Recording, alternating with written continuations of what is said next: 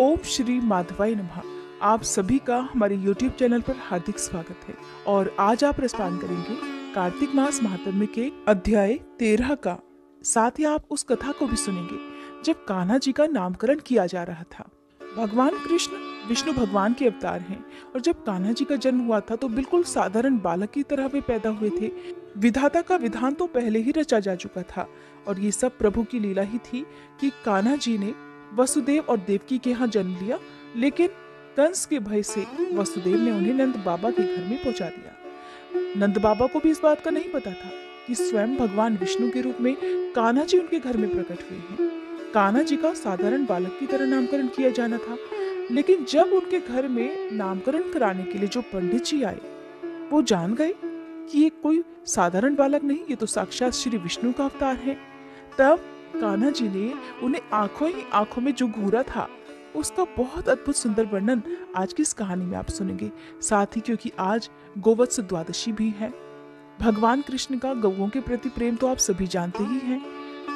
जब पहली बार कान्हा जी ने गौवें चराई थी तो उस समय जो परंपरा जो रस्म निभाई गई थी बहुत सुंदर थी। उसका वृतांत भी आज मैं आपको सुनाने का प्रयास करूंगी। हो सके तो इस वीडियो को आप भरपूर प्यार दीजिएगा। जिन्होंने आज तक एक बार भी कथा सुनने के बाद वीडियो को लाइक नहीं किया है तो आपसे अनुरोध है कि प्लीज आप लोग भी आज इस वीडियो को लाइक कीजिएगा। इससे पहले के वृतांत में आपने सुना था कि किस प्रकार देवर्षि नारद ने राजा पृथु को सभी वेदों के बारे में बताया जो कि समुद्र में जाकर छिप गए थे। अब अहोई अष्टमी पूजन और एकादशियों, कार्तिक मास और प्रयागराज की महिमा का वर्णन सुनने के बाद महाराज पृथु ने देवर्षि नारद से कहा, हे देवर्षि, आप अब भक्त वत्सल भगवान की पूजा का विधि विधान बतलाने की कृपा कीजिए। तब नारद जी बोले, हे राजन, एक पुरातन इतिहास कहता हूँ, सो ध्यान लगाकर सुनो। अत्यंत प्राचीन समय की बात है। कांतिपुर में चौल नाम का एक राजा राज्य करता था। उसके राज्य में समस्त प्रजा सुखी थी, कोई भी दरिद्र, पीड़ित या दुखी नहीं था। राजा के नाम पर उस देश का नाम चौल देश रखा गया। एक बार वह राजा मूल्यवान मणि मुक्ताओं द्वारा भगवान की पूजा करके वहीं मंदिर में बैठा हुआ था। उसी समय विष्णु शर्मा नामक एक ब्राह्मण ने आकर तुलसी दल और जल से भगवान की पूजा की। उसके तुलसी पत्रों से राजा की पूजा के मणि मुक्ता आदि ढक गए। ये देखकर राजा ने क्रोधित होकर ब्राह्मण से कहा, हे विष्णु शर्मा, तुमको पूजा का कुछ भी ध्यान नहीं है। मणि मुक्ताओं से की गई मेरी पूजा की शोभा को तुमने तुलसी दलों से ढककर समाप्त कर दिया है। राजा के अहंकार में भरे हुए ये कटु वचन सुनकर विष्णु शर्मा ने कहा, हे राजन, अभिमान के वशीभूत होने के कारण आप भगवान की पूजा के बारे में कुछ नहीं जानते। ब्राह्मण के ये वचन सुनकर राजा और भी क्रोधित हो गया और कहने लगा, हे ब्राह्मण, तुम दरिद्री हो, इस कारण तुम भगवान की पूजा को क्या जानो? क्या तुमने कभी भगवान का कोई मंदिर बनवाया या कोई यज्ञ आदि किया? अगर यही बात है तो मैं देखता हूँ कि भगवान की भक्ति करके पहले तुम स्वर्ग में जाते हो या मैं जाता हूँ। ऐसा कहकर राजा ने गुंगल ऋषि को आचार्य बनाकर बड़े बड़े यज्ञ आरंभ कर दिए। साथ ही ब्राह्मणों को बहुत सा द्रव्य दान देने लगा। परंतु विष्णु शर्मा सदा की भांति माघ और कार्तिक मास के व्रत, तुलसी वनों का रोपण और ओम नमो भगवते वासुदेवाय मंत्र का सतत जप करते हुए भगवान की पूजा अर्चना करता रहा। वह उठते बैठते चलते फिरते हर समय भगवान का स्मरण और कीर्तन करता रहता था। कार्तिक मास में एक दिन उसने जैसे ही रसोई तैयार करके रखी कि कोई भोजन उठाकर ले गया। इसके बाद तो उसने व्रत भंग होने के भय से पुनः रसोई ही नहीं बनाई और भगवान का भजन करते हुए भूखा ही सो गया। दूसरे दिन फिर रसोई बनाई, फिर भोजन परोसा। जैसे ही भगवान को भोग लगाने लगा कि फिर कोई भोजन उठाकर ले गया। लगातार 7 दिनों तक ऐसा ही होता रहा और इस प्रकार विष्णु शर्मा को निराहार 7 दिन बीत गए। विष्णु शर्मा अब भूख के मारे अत्यंत व्याकुल हो रहा था, परंतु सत्संग का समय भंग ना हो जाए इस भय से उसने किसी भी दिन दूसरी बार रसोई तैयार ही नहीं की। 8वें दिन उसने निश्चय किया कि आज मैं पूरी तरह ध्यान रखूंगा और देखूंगा कि भोजन को उठाकर आखिरकार कौन ले जाता है। इसके बाद उसने तय समय पर भोजन तैयार किया और एक स्थान पर छुपकर बैठ गया। थोड़ी ही देर में उसने देखा कि अति दीनहीन और दुर्बल चांडाल जिसके शरीर में केवल अस्थियां मात्र शेष थी, छुप कर आया और भोजन उठाकर चलता बना। उसे देखकर विष्णु शर्मा का हृदय द्रवित हो गया।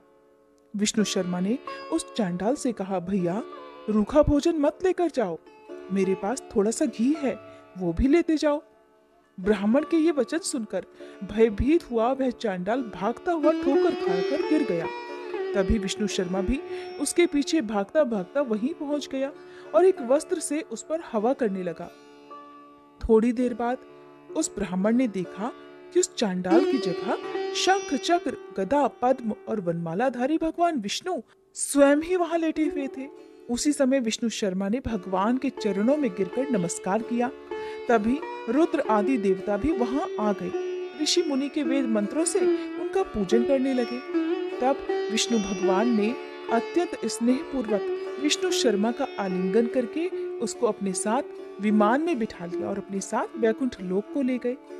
राजा चौल भी यह दृश्य देख रहा था। भगवान की विष्णु शर्मा पर यह कृपा देखकर राजा अत्यंत दुखी हुआ और उसने आचार्य गुंगल ऋषि को बुलवाकर कहा, ये सब क्यों हो रहा है, क्या हो रहा है?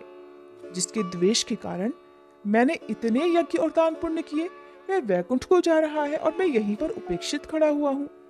क्या मेरे अब तक के किए गए यज्ञ और दान आदि सब विफल गए? इससे तो यही सिद्ध होता है कि भगवान यज्ञ आदि से नहीं, केवल भक्ति से प्रसन्न होते हैं। आजीवन ब्रह्मचारी रहने के कारण राजा की कोई संतान भी नहीं थी, इसलिए अपना संपूर्ण राजपाट, धन, संपत्ति आदि अपने भांजे को सौंपकर कि भगवान मुझे स्थिर भक्ति प्रदान करे, ऐसा कहते हुए राजा यज्ञ कुंड की अग्नि में कूद गया। यह दृश्य देखकर गुंगल ऋषि ने क्रोध में आकर अपनी शिखा उखाड़ ली। तब से अभी तक चौल देश में भांजा ही मामा का उत्तराधिकारी होता है और गुंगल गोत्र के ब्राह्मण आज भी शिखा अर्थात चोटी नहीं रखते। चौल राजा के अग्निकुंड में गिरते ही भगवान ने प्रकट होकर अग्निकुंड में ही उसका आलिंगन किया और उसे भी अपने लोक को ले गए।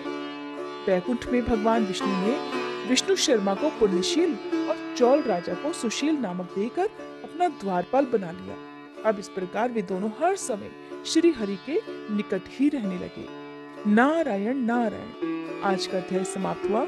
अब सुनिए भगवान कृष्ण की कहानी। जब वासुदेव जी ने एक टोकरी में रखकर कान्हा जी को गोकुल में पहुंचा दिया, तब वासुदेव जी की प्रेरणा से कुल पुरोहित गर्गाचार्य जी गोकुल में पधारे। नंद बाबा यशोदा जी ने बड़ा आदर सत्कार किया और वासुदेव देवकी का हालचाल पूछा और उनके आने का कारण पूछा। तो गर्गाचार्य जी ने बतलाया कि पास के गांव में एक बालक ने जन्म लिया है, मैं वही नामकरण के लिए जा रहा हूँ। बस रास्ते में आपका घर पड़ा तो सो आपसे मिलने के लिए चला आया। ये सुनकर नंद बाबा और यशोदा मैया ने अनुरोध किया कि बाबा, हमारे यहाँ भी तो 2 बालकों ने जन्म लिया है, आप उनका भी नामकरण कर दो। गर्गाचार्य जी ने मना किया कि तुम्हें है हर काम जोर शोर से करने की आदत। कंस को अगर पता चल गया कि तुम्हारे यहाँ बालक हुए हैं और मैंने नामकरण करवाया है, तब तो वो मेरा जीना मुहाल कर देगा। नंद बाबा कहने लगे, भगवान, गौशाला में चुपचाप नामकरण करा देना, हम ना किसी को बताएंगे। गर्गाचार्य जी आखिरकार किसी प्रकार तैयार हो गए। तैयार तो उन्हें होना ही था, वासुदेव जी ने जो भेजा था। जब रोहिणी ने सुना कि कुल पुरोहित आए हैं, तो वह गुणगान बखान करने लगी। वो कुल पुरोहित का गुणगान बखान कर रही थी।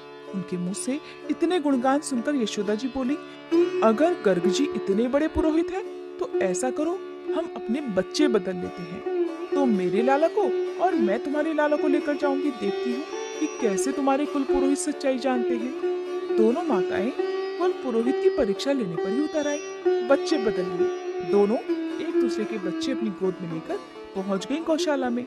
यशोदा जी के हाथ में बच्चे को देखकर गर्गाचार्य जी ने कह दिया, ये रोहिणी का पुत्र है, इसलिए इसका नाम रोहणेय होगा और अपने गुणों से ये सबको आनंदित करेगा। तो इस बालक का एक नाम राम भी होगा और बल में इसकी कोई भी समान नहीं होगा, तो एक नाम बल भी होगा, मगर सबसे ज्यादा लिया जाने वाला नाम होगा बलराम। और ये किसी में कोई भेद नहीं करेगा, सबको अपनी तरफ आकर्षित करेगा।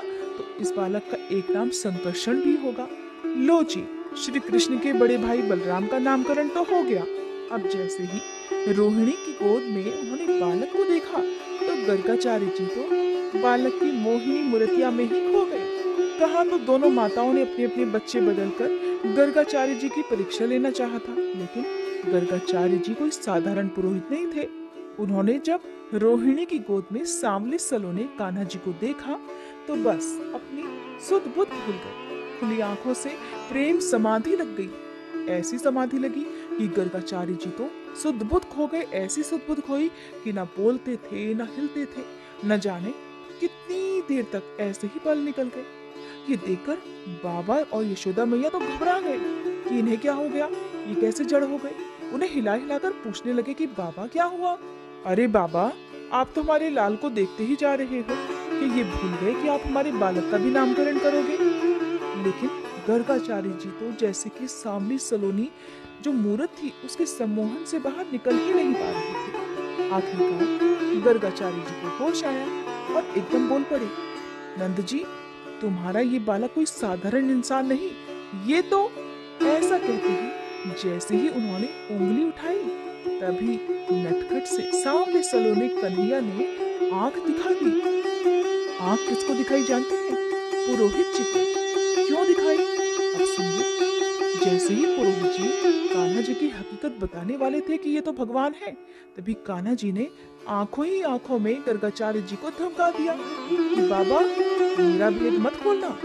मैं जानता हूँ बाबा, यहाँ दुनिया भगवान का क्या करती है, उसे पूछकर अलमारी में बंद कर देती है। और बाबा, मैं यहाँ अलमारी में बंद होने तो नहीं आया हूँ, मैं तो माखन मिश्री खाने आया हूँ। माँ की ममता में खुद को भिगोने आया हूँ। और अगर आपने मेरा भेद बतला दिया तो मेरा क्या हाल होगा, ये मैंने तुम्हें समझा दिया। मगर गर्गाचार्य जी मान नहीं पाए। उन्होंने दोबारा से कोशिश की। अब जैसे ही उन्होंने दोबारा से कहना प्रारंभ किया ही था कि ये तो साक्षात, तभी कन्हैया जी ने फिर धमका दिया, बाबा मान जाओ, नहीं तो ये जुबान यहीं रुक जाएगी और ये जो उंगली उठाई है ना, ये भी उठी की उठी रह जाएगी।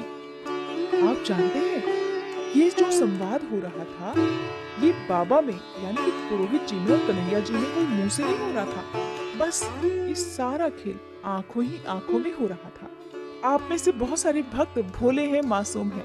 आंखों से इशारे वाली बातें तो समझते ही होंगे ना, आंखों से भी बात की जाती है। जरूरी नहीं कि हर